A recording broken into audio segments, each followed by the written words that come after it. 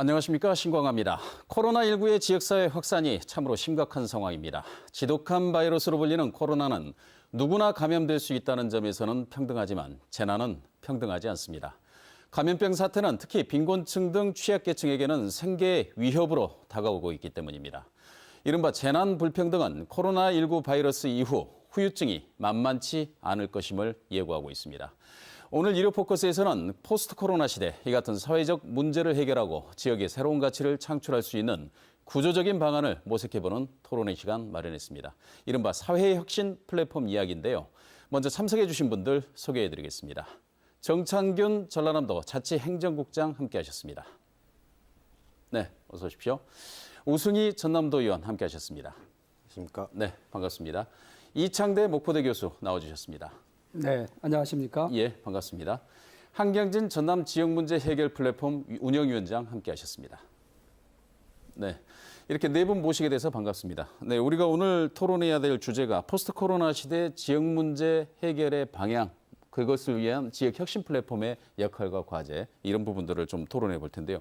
개념들은 생소합니다만은 역시 문제를 해결한다라고 하는 측면에서는 이해가 가능한 측면인 것 같습니다. 그래서 포스트 코로나 시대 지역 문제 해결의 방향성에 대해서 패널 여러분들의 모두 발언을 듣고 본격적인 토론 이어가 보도록 하겠습니다. 먼저 정창균 국장께서 말씀해 주시죠. 예, 이제 코로나 이후의 시대에는 지금까지와 다른 새로운 유형의 문제들이 많이 발생될 걸로 이렇게 생각이 됩니다. 그러다 보면 자연스럽게 불확실성도 높아지고 그런 상황이 되는데 기존의 방식으로는 이러한 문제들을 해결할 수 없기 때문에 새로운 방법으로 이런 문제를 해결해야 되는데요. 네. 기존의 어떤 관주도의 방식보다는 실제의 문제 해결 주체인 주민 그리고 민관이 협력해서 해결해야 될 그런 상황이 되겠습니다. 알겠습니다.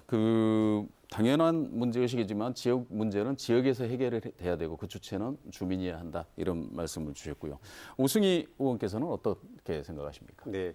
지금 코로나가 이제 무한한 이윤 추구의 문제, 자본주의 문제, 욕심의 문제에서 드러난다라고 이야기를 하고 있지 않습니까? 네. 그래서 그런 대안으로 해서 네. 이 코로나는 지금 당장 없앨 수는 없고 내년까지 계속 같이 갈 거다. 결국은 공존하게 될 거다라는 네. 이야기입니다. 즉, 이 코로나를 이겨내는 과정 또한 우리 주민들과 함께 이 협력적 방식에서 이겨내는 그 과정들이 필요한 거고 예. 지금 언택트 방식이라든가 온라인 교육 또한 마찬가지라고 봅니다. 새로운 방식을 통해서 그 협력적인 과정들을 만들어가는 것이 앞으로 지역 문제 해결의 방향이 될 것이다라고 보는 것이고요. 그 과정에 가장 큰 것은 공동체성을 회복하는 것이겠습니다만은 우리가 주의해야 될 부분들은 지금 그 정부의 원격 진료 이야기가 나오지 않습니까? 예. 이 원격 진료를 하는 것은 좋지만 이 과정에서 공공의료 확대 방향을 놓치지 말아야 되듯이 네. 공공성의 문제들을 또 사회적 약자들이 자기의 권리들을 침해당하는 이런 문제들을 우리가 잘 관리를 해야 된다라고 생각을 합니다. 네, 놓치지 말아야 될 부분이 공공성이다. 이런 부분까지 얘기해 주셨고요. 이창대 교수님께서는 어떤 말씀 주시겠습니까? 네, 저는 이렇게 생각을 합니다. 우리가 16년에 다보스 포럼에서 4차 산업혁명이란 화두로 여러 가지 지역과 기업의 환경 변화가 상당히 심해졌었습니다. 그런데 특히 이번에 2019년도 1월, 12월 작년부터 시작해가지고 코비드 19이라는 이런 코로나 사태가 일어남으로 인해서 우리 모두에게 많은 변화들을 가져왔다고 생각을 합니다. 특별히 우리 지역이 직면한 여러 가지 이런 문제들을 해결하려면 시민사회, 또 지자체, 또 공공기관, 또 여러 가지 민간기업, 또 특히 저는 대학의 협력이 중요하다라고 생각합니다. 네. 물론 결국 시민이 주도하고 즉 시민이 주도적인 역할을 통해서 지역 문제를 해결해야 되겠지만 지역 대학의 역할은 매우 중요하다. 그래서 따라서 저희 목포대학교가 국립대학으로서 이 지역에서 이런 지역 문제 해결을 하는 데 있어서 도움을 줄 수 있고 또 여러 가지 협력할 수 있는 그러한 것들이 저희가 생각할 때는 중요하다 이렇게 생각을 하고 있습니다. 알겠습니다. 한경진 위원장께서는 지금 전남 지역 문제 해결 플랫폼 운영위원장을 맡고 계시는데요. 실질적으로 이 포스트 코로나 시대의 지역 문제 해결에 어떤 중심축 역할을 하셔야 될 텐데 어떻게 지금 방향성을 잡고 이를 해결할 계획을 갖고 계십니까? 포스트 코로나 시대의 지역 문제 해결에 대한 새로운 방향으로 사회혁신 방식이 네. 관심을 끌고 있는 것으로 보입니다. 네. 근데 사회혁신이라는 단어가 조금 생소하고 어렵게 느껴질 수는 있지만은 사회 문제 해결의 또 하나의 방식이다. 네. 이렇게 이해하면은 충분할 것 같습니다. 네. 사회혁신의 방식에 있어서 몇 가지 특징이 있는데 첫째는 시민이 주도한다는 것입니다. 네. 문제의 발굴부터 해결까지 철저하게 시민 주도로 진행이 되어야 성과가 나타날 것이다 예. 하는 것이고, 둘째는 민관 협력입니다. 네. 민관이 협력을 해야만이 실제로 문제와 과제가 모이고 그 해결 또한 쉬워질 것이다 네. 하는 겁니다. 세 번째는 과학적인 성과들을 사회혁신 방식에 있어서는 활용을 합니다. 네. 사물 인터넷이라든가 5G 통신이라든가 예. 하는 부분들을 통해서 지역 문제를 해결하는데 활용하는 경우들이 많이 있습니다. 네. 네 번째로 제일 중요한 문제인 것 같은데요. 이 과제를 발굴하고 해결하는 과정에서 네. 되면 새로운 사회적 가치가 창조된다는 점입니다. 그런 점에서 어떤 거냐 하면은 사회 서비스가 제공되고 예. 또 사회 서비스 제공 과정에서 새로운 일자리가 창출되면서 네. 이 문제 해결을 지속 가능하게 하는 이런 방식이 사회혁신 방식이라고 할 수 있겠습니다. 네, 알겠습니다. 지금 우리가 이제 총론적인 부분을 논의를 했다면 지금 전체적으로 봤을 때 이제 구체적으로 이제 하나씩 들여다볼 텐데요. 일단 전남 같은 경우는 지역 문제 해결 플랫폼 이게 어떻게 구성이 돼 있고 사회 혁신을 위해서 전라남도에서는 어떻게 지금 대책을 세우고 진행을 시키고 있는지 먼저 정창근 국장께서 말씀해 주시죠. 이 지역사회 혁신 플랫폼은 이제 우리 정부라든가 지자체 그리고 한전 등 이렇게 공공기관, 네. 그리고 시민사회단체, 또 기업 이렇게 각계각층이 망라해서 참여를 하게 되는데요. 네. 문제는 이런 그 지역에 있는 문제를 발견을 하고 이 주체들이 서로 협력해서 결국 해결해가는 그런 플랫폼입니다. 네. 그래서 행안부에서 2018년도에 대구하고 강원도를 시작으로 해서 작년도에는 광주, 대전 그리고 충북, 경남을 했고요. 올해 저희하고 이제 충남이 시작을 하게 됩니다. 네. 그래서 조금 전에 우리 위원장님께서 말씀하신 바와 같이 주민이 주도를 하고 네. 그다음에 민관이 협력을 하고 지속적인 어떤 지원하는 체계를 갖추는 것이 세 가지 방향성이거든요. 네. 그렇게 해서 추진하게 되는데 저희들이 올해 9월달에 출범할 그런 계획을 가지고 추진을 하고 있고요. 네. 가장 대표적인 사례로 저희들이 작년에 청상어라고 해가지고 이어수에서 있었던 그 그렇습니다. 말씀하시죠? 이어수에서 한 청상어 프로젝트는 지역의 청년들과 상인들이 이렇게 함께 네. 지역의 원도심이 침투된 그런 그 지역을 문화예술 체험 거리로 만들어서 네. 관광객들이 오고 또 청년들이 그곳에서 창업을 하고 그렇게 해서 원도심이 다시 활성화되는 그런 대표적인 사례라 할 수 있겠습니다. 예, 이게 그러면 지금까지 추진돼 왔던 도시재생이라든가 우리가 사회적 경제 차원에서 하는 마을 기업 협동조합 이런 부분과의 차이점은 구체적으로 어떤 부분에서 두고 계십니까? 이제 그 나타나는 결과는 이제 비슷하게 볼지는 모르겠지만 근본적인 차이점은 이제 그 지역민들 네. 해당 이해관계가 있는 지역민들이 주도를 하고 있다는 게 가장 큰 차이점이라고 할 수 있겠고요. 네. 거기에 우리 관에서 간접적인 지원을 통해서 효과를 내는 그런 측면이 가장 큰 차이점이라고 할 수 있겠습니다. 간접적인 지원을 한다라는 그렇습니다. 말이죠. 그렇습니다. 예산 지원은 직접적인 부분 아닌가요? 관 주도로 기존에 해왔던 방법과는 예. 다른 측면에서 간접적이라는 표현을 썼습니다. 아, 그렇군요. 그러면 예산도 지원하고 그다음에 행정력도 지원하고 하시는데 주도자가 주민이기 때문에 그렇습니다. 간접적으로 관에서는 지원만 할 뿐이다. 이런 표현이신 거죠? 그렇습니다. 알겠습니다. 지금 이 광역 기초 단위에서 이제 플랫폼들이 이렇게 만들어져 있고 실질적으로 이분들이 이제 역할을 해가면서 방금 그 정장 국장께서 말씀하신 여수에서 이른바 시작 사례, 성공 사례가 하나씩 나올 때 이런 부분들이 좀 지금은 현재는 생소하더라도 그 개념들이 좀 잡힐 것 같은데요.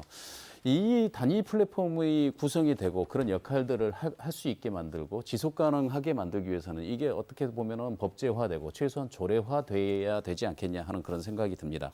플랫폼의 지속 가능성을 위해서 뭐 지원 조례 제정 방향이라든가 추진 방향, 향후 일정들을 어떻게 지금 갖고 계십니까? 도의에서 나오신 우승희 의원님께서 말씀해 주시죠. 지금 전국에서 최초로 사회혁신 지원 조례를 좀 준비를 하고 있습니다. 전국 최초입니까? 예, 그렇습니다. 물론 이제 우리 전남이 사회혁신 운동 많이 좀 뒤처져 있긴 하고 올해 이제 시작을 하고 있긴 합니다만 네. 이거를 본격화시키고 주민 주도의 활동들을 지원한다는 취지에서 제도화를 하는 것이 맞다라고 이제 큰 틀에서 보고 있고요. 네.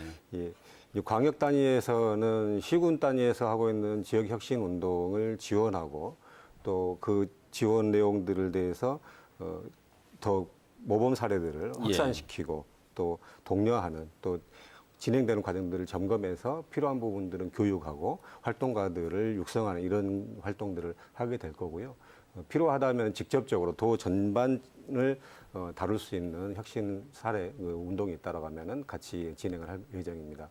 그리고 이제 기초 단위, 시군 단위에서는 주로 이제 마을 공동체 사업이라든가 도시 재생 사업들이 지금 진행이 되고 있는데요. 이런 내용들을 중심으로 해서 사업들이 일단은 진행이 될 거고 네. 그 외에 이제 주민들이 새롭게 마을 단위에서 의제를 만들어 가지고 이걸 어떻게 문제를 풀어갈 것인가 이제 지역 문제 해결 플랫폼이라고 이야기를 합니다만은 이런 의제들을 주민들이 만들어 가지고 오면 기초 단위에서 같이 운영해가고 또 도에서는 이를 지원하고 이런 방식으로 플랫폼을 준비를 좀 하고 있고요. 네. 이제 조례에서는 이제 기본적으로 그 뭐 개념이라든가 이런 부분도 있겠습니다만 도에서는 어떻게 이걸 지원해 줄 것인가 그리고 행정적으로 재정적인 지원도 있을 테고 가장 큰 것은 주민들의 활동들 자발적인 예. 활동들을 어떻게 보장해 줄 것인가가 가장 큰 사안이고 이거를 공공기관 행정이 그리고 기업들이 어떻게 같이 협력 관계를 이끌어 줄 것인가에 대한 부분들을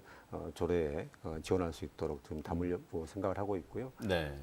지금 이제 9월이 됩니다만은 10월 정도까지 해서 초안을 좀 만들어서 시군과 그리고 활동가들과 같이 토론회를 좀 거쳐서 좀 다듬어 가지고 가능하면 올해 안에 조례를 좀 제정할 수 있도록 그렇게 좀 준비를 하고 있습니다.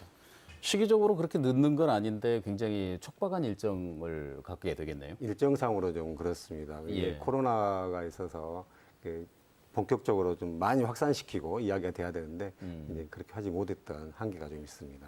그러면 광역 단위에서는 그런 조례 제정 추진 일정을 그대로 가져가는데 기초 단위에서도 그런 지원 조례들이 다 필요하리라고 보십니까? 어떻게 해야 된다고 보십니까? 앞으로 이런 주민들의 문제는 그 지역마다 다 사안이 다르기 때문에 네. 그 기초 단위에서 그 문제를 해결하기 위한 방법들, 방식들이 새롭게 만들어지게 되고 관계 또한 새롭게 되기 때문에 시군 단위에서도 조례가 필요하고 그래서 또 지원도 할 수 있는 근거가 마련될 필요가 있다고 봅니다. 알겠습니다. 이 조례 부분은 조금 이따 다시 한번 토론해 보기로 하고요. 지금 전남 지역에서 지역 문제 해결 플랫폼이 일단은 구축은 됐습니다. 그래가지고 이제 나주에 지금 그 사무실을 두고 활동을 하고 계시는데요. 지금 그 추진위원회를 구성하고 출범식 일정을 지금 어떻게 계획을 하고 계십니까? 출범식은 9월 24일로 예정을 하고 있습니다. 예. 근데 현재 코로나 사태로 인해서 두 가지 플랜을 준비를 하고 있는데 네. 오프라인 예. 모여서 하는 부분과 온라인 대면이 없는 출범식을 두 개를 준비를 하고 있습니다. 실제로 굉장히 어려움들이 네. 있습니다만은 시기를 더 늦출 수가 없어서 아무튼 9월 24일 날 예. 출범을 하려고 생각하고 있습니다. 지금 현재 추진위원회는 몇 명으로 구성되어 있고요. 거기에는 어떤 인사들이 참여하고 있습니까? 지금 전남 지역문제해결 플랫폼은 네. 시민주도 민관협업 예. 문제 해결이라는 세 가지 역할을 주제로 시군 및 도, 그다음에 전라남도 교육청 등 지방자치단체와 혁신도시 공공기관, 예. 그리고 전남도 출연기관, 예. 일반기업, 시민사회단체 등 140여 개 기관이 현재 참여 예정을 하고 있습니다. 140여 개 예, 기관이. 예. 기관 단체가 참여를 예정하고 있습니다. 예. 그다음에 추진위원회는 참여기관 및 단체 대표로 구성을 하고요. 그다음에 김용록 전남도지사님을 비롯한 5분의 공동대표, 그다음에 운영위원들 해서 구성이 되어 있습니다. 네. 전남 문제해결 플랫폼은 말 그대로 해결할 의제와 자원들이 모여 서로 매칭하여 새로운 가치를 만들어가는 공간으로 생각을 하고 있습니다. 단순한 민원이 아니라 네. 좀 더 시민들이 느끼는 의제들을 구조적이고 지속 가능한 방법으로 해결해 나가는 것을 목표로 하고 있습니다. 그래서 이 과정에서 새로운 가치와 방식 그리고 또는 조직과 일자리 등이 만들어지는 것을 최고 목표로 설정을 하고 있습니다. 예를 들면 농촌에 늘어나는 빈집 문제, 이것도 하나의 지역 문제 해결을 위한 의제로 주민들이 설정해서 가지고 온다라고 하면은 그 부분도 플랫폼에서 수용해 주십니까? 어떻게 그렇습니다. 합니까? 그럼 그 절차 사업이 선정되고 진행되는 절차가 어떻게 됩니까? 지역 청년들이 지금 네. 실제로 의제로 들어왔는데요. 예, 지역 청년들이 농촌 빈집에 대한 네, 문제 의식을 가지고 아이디어 차원에서 활용 방안을 내세웠습니다. 네. 근데 실제로 좀 더 부족하고 의제로서 갖추기가 좀 어렵다 이런 판단이 들었는데 실제 네. 그 의제를 삭제하지 않고 예, 전문가 컨설팅을 통해서 네, 의제로 숙성시키고 그걸 공공기관에 네. 이를테면 알려서 매칭을 하는 방식으로 진행하려고 하고 있습니다. 그 매칭이라고 하는 게 결국은 연결하는 그런 과정들인 거죠. 그렇습니다. 이를테면 문제는 지역 주민이 발견을 하고 예, 제기를 하고 예, 자원은 실제로 공공기관들이 많이 가지고 있기 때문에 그 공공기관이 가지고 있는 자원을 연결해서 그 문제를 해결하는 그런 방식으로 생각하시면 되겠습니다. 방금 빈집 얘기를 하시다가 이제 그런 과정을 거친다라고 말씀하셨는데 지금 이미 사업은 시작하고 계시는 거군요. 그래서 그렇습니다. 사업 지금 시작하고 대표적으로 지금까지 좀 추진되어 온 사례들이 좀 있습니까? 총 27개 과제가 예, 저희들한테 이제 제기가 됐는데 하나 예를 들면은 네, 노인분들의 안전을 얘기하는 안전 고리와 매트 사업입니다. 네, 순천에 있는 하늘 사회적 협동조합이 제안을 했는데 예, 의외로 노인들의 안전 문제가 네, 관심에서 벗어난 경우도 많이 있다고 봅니다. 음, 그리고 쉽게 설치할 수 있음에도 불구하고 설치가 되지 않아서 예, 어르신들이 사고를 많이 당하는 경우가 예, 있습니다. 하나에 한 20만 원 정도 하는데 이걸 하늘 사회적 협동조합이 저희들한테 제안을 해서 저희가 공공기관에 이렇게 알렸습니다. 예, 다행히 전남개발공사가 적극적으로 참여를 해서 비용 문제와 이걸 해결하겠다 같이 그리고 예, 설치도 직원들의 자원봉사로 해결하겠다 하고 순천시도 우리도 참여하겠다 해서 올해는 순천시에서 한 50여 개 정도가 설치될 예정입니다. 50개 정도. 예, 50개 정도가 네. 설치될 예정인데 저희들 생각하기에 이런 방식들이 확대되고 그다음에 전남 각 시군으로 이 안전 손잡이 또는 노인들 안전 매트가 확산되리라고 생각을 하고 있습니다. 알겠습니다. 정창용 국장님, 지금 보면은 지금 한경진 위원장께서 말씀하신 이런 사례들, 그 우리가 지금 흔히 생각하고 그냥 지나고 굉장히 이건 불편하네 정도라고 생각했던 그런 문제들을 사회적 가치로 인식을 하고 주민들이 주체가 되고 정부에 요구를 하고 그거를 개선하려고 하는 이게 이제 그 지역 문제 해결을 위한 하나의 방침인데 전남도 사례에서 좀 본다고 하면 지금 이 코로나19 사태가 지금 계속 지속되고 있는 그런 상황입니다만은 이 와중에도 이런 사례들이 좀 있었습니까? 어떻습니까? 이제 조금 전에 이제 위원장님도 말씀하셨고 네. 제가 이제 예를 들었습니다만은 이제 기존에 저희들이 이제 하고 있던 여러 가지 이제 그 도내 어떤 사회혁신 사업이라든가 네. 이러한 부분들이 이제 이 플랫폼이 이제 가동이 되면은 예. 실제로 이제 재원이라든가 또 여러 가지 인적 자원 등을 포함해서 지원하는 부분들이 다양하게 이제 제공될 수 있기 때문에 예. 그러한 문제들이 보다 더 체계적이고 또 확고하게 지원됨으로써 이 부분이 탄탄하게 자리를 잡을 수 있지 않을까 이렇게 생각이 됩니다. 근데 실제로 보면은 우리가 지역 혁신 사업들을 얘기하지만 사회 혁신이라고 하는 관점에서 보면 전라남도에서도 꼭 그 지역 문제 해결 플랫폼이 아니더라도 계속 이런 유의 사업들을 해오고 있지 않습니까? 그렇습니다. 그동안 저희들이 이제 올해부터 이제 저희들이 이제 행안부 공모사업에 이렇게 선정이 돼서 추진을 하게 됩니다만은 저희들은 그 전부터 이러한 다양한 사업들을 추진을 해왔고 네. 그러한 사업들의 좋은 부분들에 대해서는 시군하고 서로 이렇게 이제 같이 홍보하고 같이 이렇게 했었는데 예. 이제 이런 사회혁신 플랫폼이 자리를 잡고 확고하게 이렇게 틀을 갖추게 되면 그러한 사업들을 포함해서 추가적으로 아주 조그만 사업들도 효과가 있는 사업들은 저희들이 전 시군에 또 우리 도민들에게 혜택이 갈 수 있도록 그렇게 추진할 계획입니다. 예. 그럼 그런 사업들도 이 지역 혁신 플랫폼과는 무관하게 공모과제 형태로 해가지고 계속 수집을 하시고 해결해 나가시기 위해서 노력을 하시겠군요. 그렇습니다. 네, 알겠습니다. 지금 도에서 하고 있는 이런 부분들이 우승 의원님, 이 보면은 이제 사회 혁신을 위한 전반적인 과정에서 이렇게 보면은 이른바 이 시민 사회에서 봤을 때 혁신이라고 하는 주제는 굉장히 가슴을 뛰게 하는 그런 주제임에는 분명합니다만은 방법론을 모르고 있는 그런 부분들이 굉장히 많지 않습니까? 또 어떻게 보면 지역 혁신 플랫폼이라든가 지역 혁신 이 사업을 옥상 옥이다라고 평가를 하시는 분들도 분명히 계시고요. 어떤 방식으로 우리가 접근해 나가는 게 맞다고 보십니까? 잘 말씀을 주셨는데요. 네. 처음에는 다들 생소해 한 겁니다. 네. 개념 자체가 새로운 것이니까요. 네. 근데 본질에 들어가면은 이거는 분명하게 그 민주주의의 심화입니다. 네. 주민들이 중심이 돼서 연결 가능한 모든 자원들을 활용을 해가지고 그 문제를 해결하는 거거든요. 예. 그러면은 그동안 우리가 지방자치를 해왔습니다만 실제 지방자치가 시장 군수를 중심으로 한 또는 의회에 있는 의원들을 중심으로 해서 한 30년 정도 지금 예. 왔는데 그 과정에 그러면 주민들이 실제로 주인이 됐었는가에 대한 부분들은 우리가 늘 고민되고 또 자책하고 또 새로운 방식들을 찾아내려고 했던 거죠. 네. 이게 저는 이번 사회혁신이 오히려 주민들이 중심이 된 주민자치의 심화, 민주주의의 심화다라고 보는 거고요.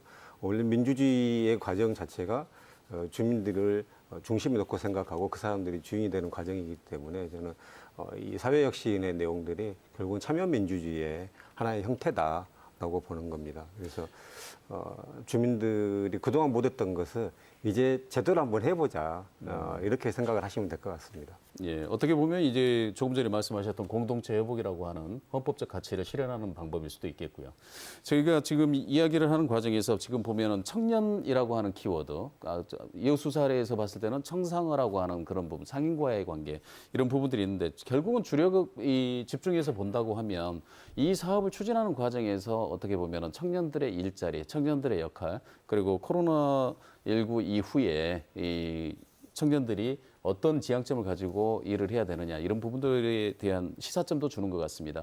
물론 이제 대학의 역할이 굉장히 중요할 것 같고요. 인재 육성이라든가 이런 부분에서 굉장히 많은 역할들을 해야 될 것 같은데 지금 대학에서 사회혁신 사업이라든가 혁신 과제에 대해서 접근하는 방법론이 별도로 마련되고 있습니까? 이창대 교수님 어떻습니까? 네, 그렇습니다. 저희 대학에서는 목포대학교에서는 지금 저희가 이제 지역사회 문제 해결을 위한 어떤 이런 측면에서 직접적인 사업을 진행하고 있지는 않습니다. 네. 하지만 저희들이 이제 국립대학 육성사업단이라는 것이 있고요.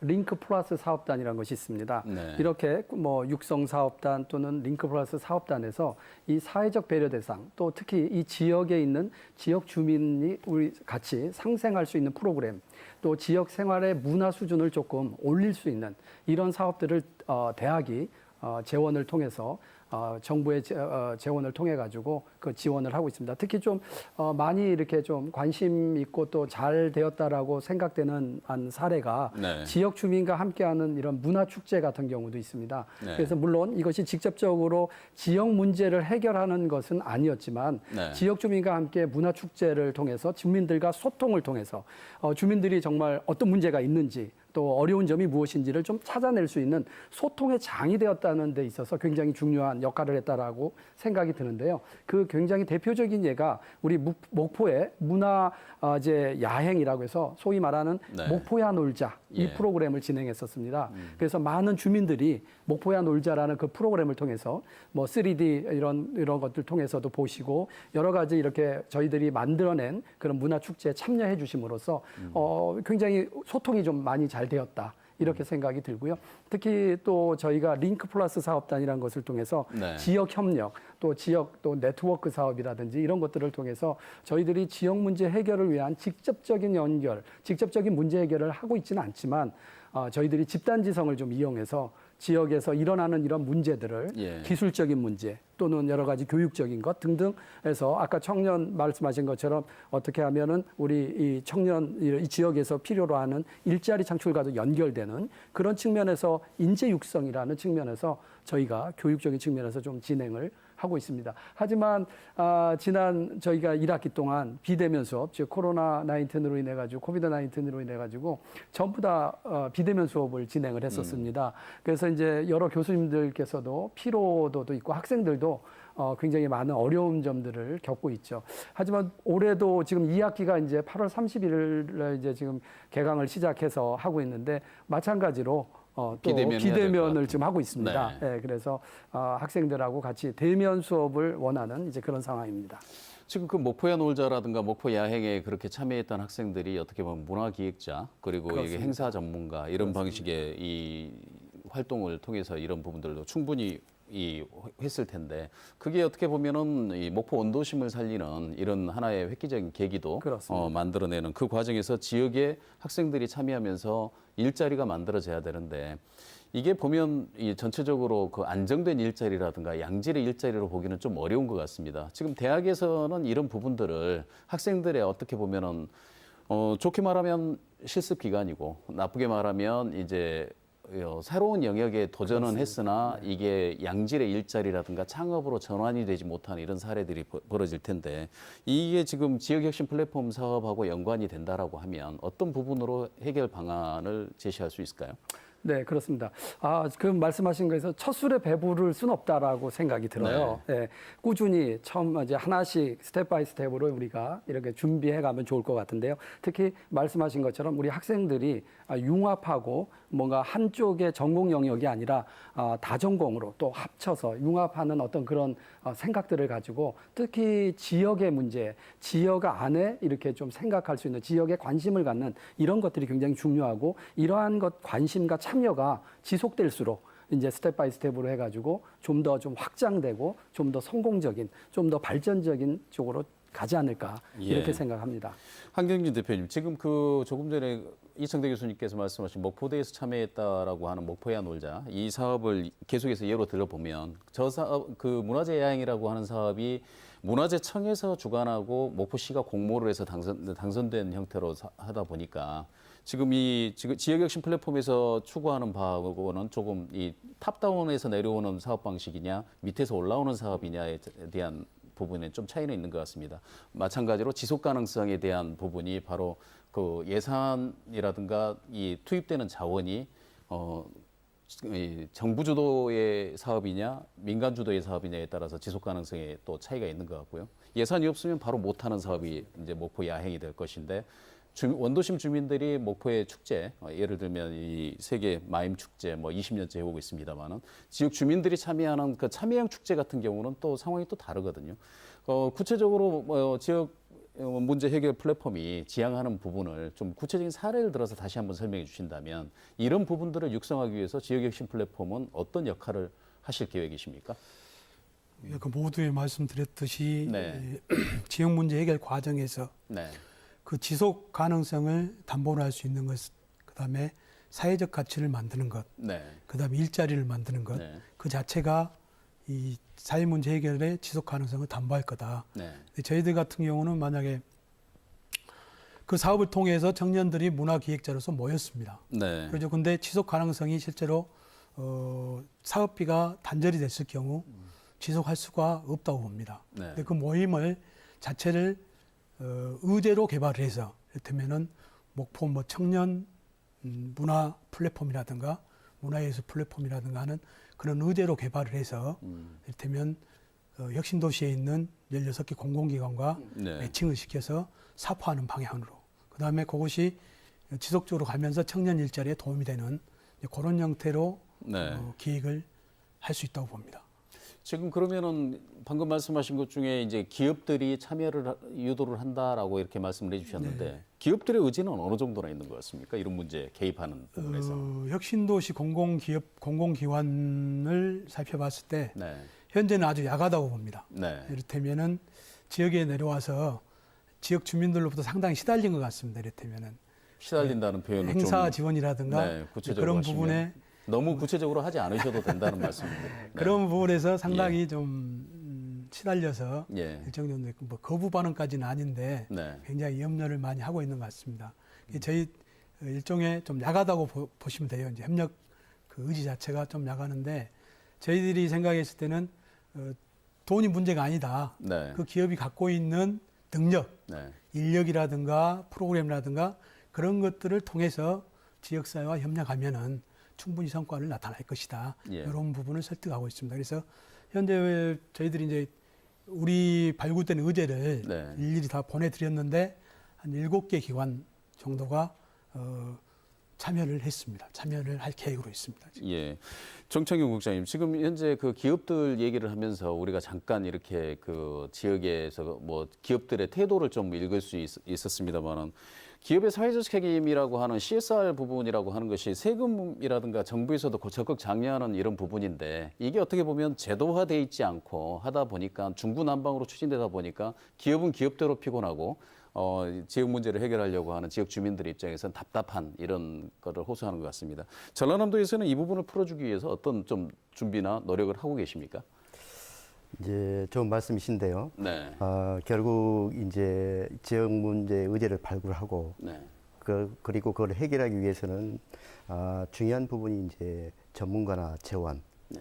그리고 또 그러한 어떤 많은 경험들이 중요한데 지금 현재 우리 지역 문제 플랫폼 같은 경우에는 이제 출발하고 있는 그런 시점이다 보니까 그런 부분에 대해서는 아직 그 경험이라든가 이런 축적되지 못한 부분들이 있습니다. 그러나 본래 우리가 하려고 했던 그런 기본 취지를 봤을 때에 네. 그런 지역민들이 참여를 하고 그다음에 관련 기관이라든가 기업이라든가 이런 부분에서 지원하는 과정에서 그러한 어떤 모든 부분들이 의존하지 않냐고 또 지역민들이 또 스스로 해결해야겠다는 그런 부분들이 함께 그런 부분들이 쌓여가지 않을까 저는 그렇게 생각이 듭니다. 그렇게 되면은 지원하는 부분에서도 부담이 줄어들고 또 지역민들도 스스로 해야 되겠다는 그런 부분들이 쌓여지면은 그러한 조금 전에 이야기했던 재원 부분이라든가 여러 가지 부분들도 같이 해결될 수 있지 않을까 그렇게 생각을 듭니다.